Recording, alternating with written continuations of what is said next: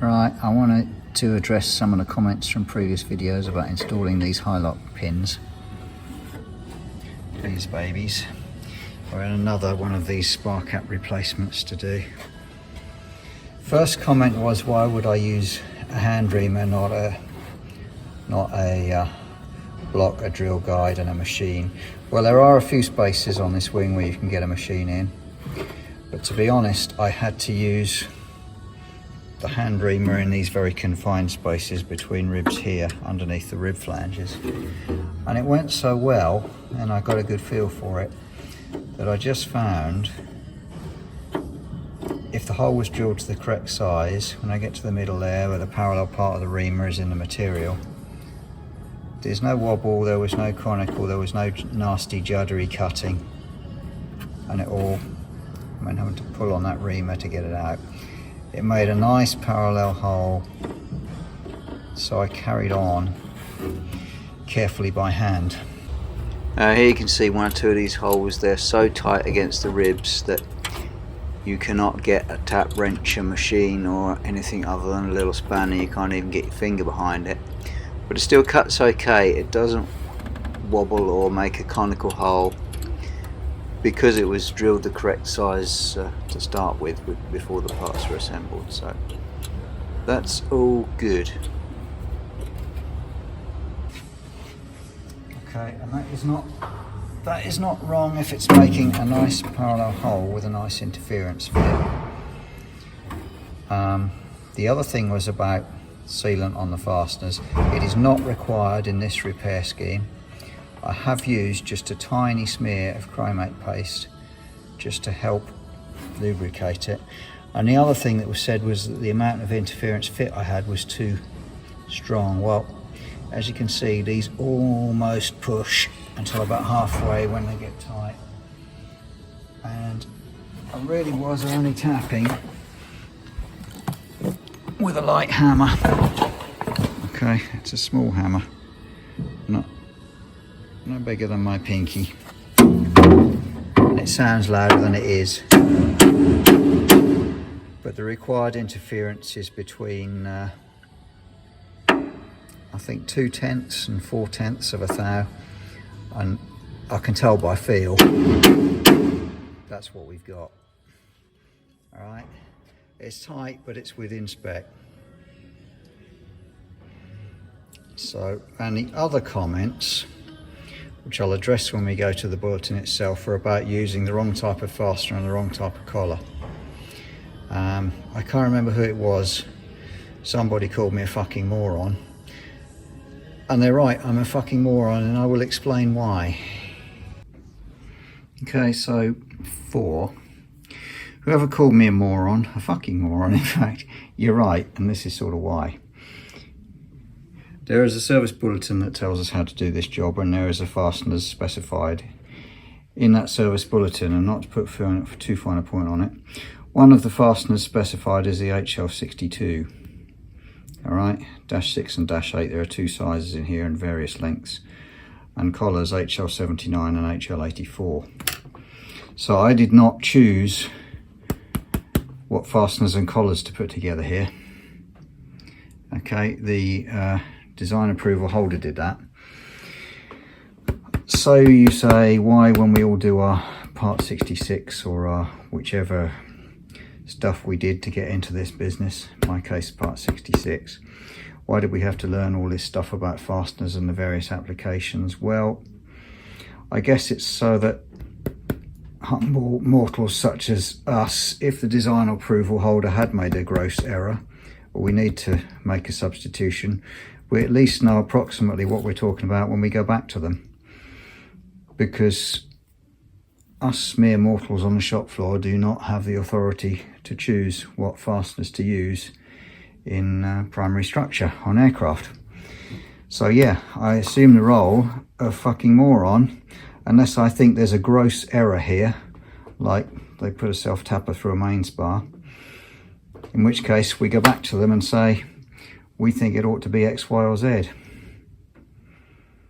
So yeah, and let's just, while we're at it, what's specified here, because there was also you know, you've taken out a tension fastener and replaced it with a shear. What's specified here, the pins are all HL62, and quite correct, the HL62, let's turn that flat.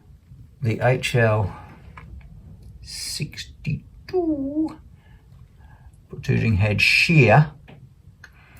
And let's have a look at the collars, red collars.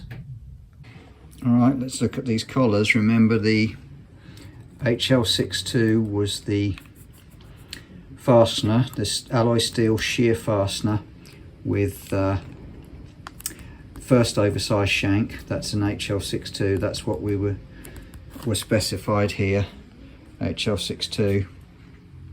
So we want shear collar for the first oversized shank, and as you can see, 224 T6 aluminium, first oversized HL79, and it's the HL79-8 collars that we've got there.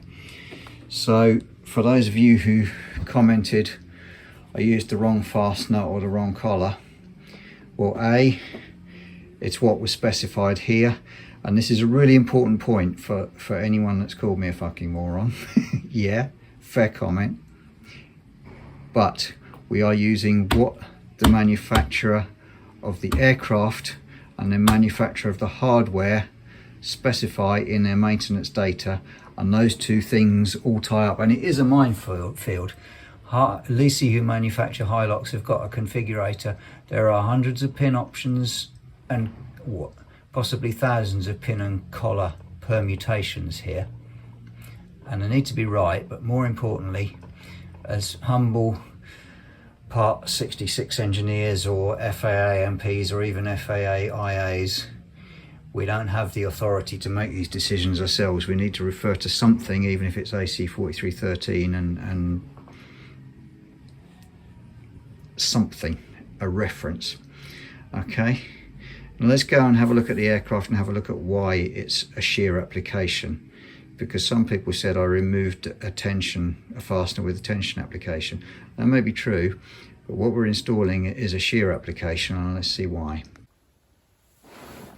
Right, so let's imagine this is our fuselage centre section, and these are our spar caps. This is the row of fasteners that we were putting in. We were replacing the angle on the upper spar cap. Actually, the wing was upside down, it was the lower spar cap, but it makes no difference. So let's put our spar caps attached to our fuselage. Let's taper the wing slightly. All right, we'll put some very specialised fasteners in here. There we go. Oh dear, put that one in crooked. And another one here.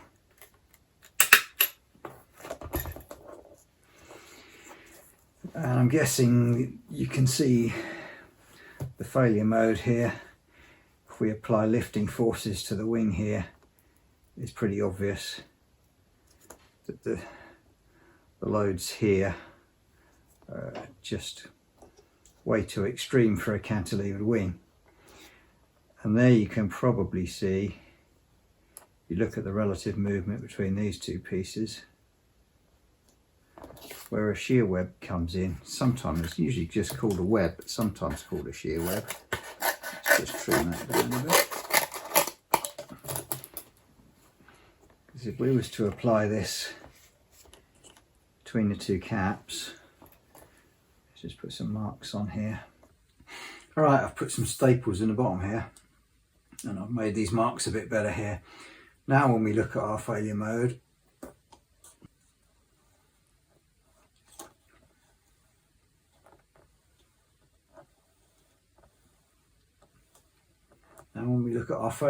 it's pretty clear that it's going to involve a shearing effect between the web and one of the caps, or both of the caps.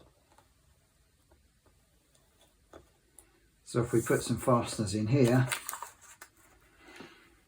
which have a reasonable shear strength,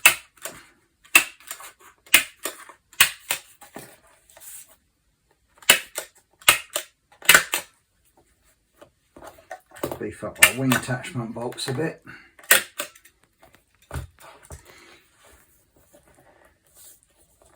Now we have a whole different type of failure. Okay,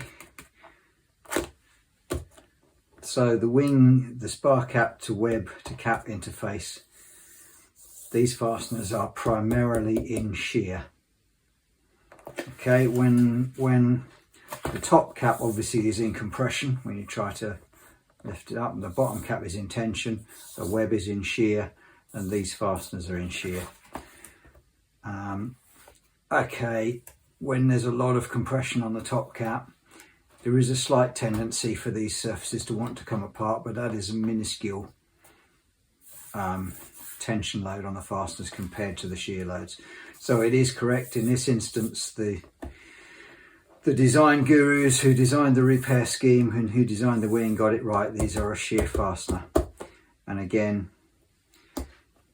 I have no reason to question them in this case. Alright, so now we come to the point of the video. If you do have reason to question the great and the good, the design gurus who specified something, and you've got to do the job with your oily hands, and you draw on your years of experience and the exams you took to get where you are, and you think, nah, this isn't right, you go back to them, and with a combination of humility and bloody-minded persistence, you might convince them that they're wrong, but calling them fucking morons probably ain't gonna cut it.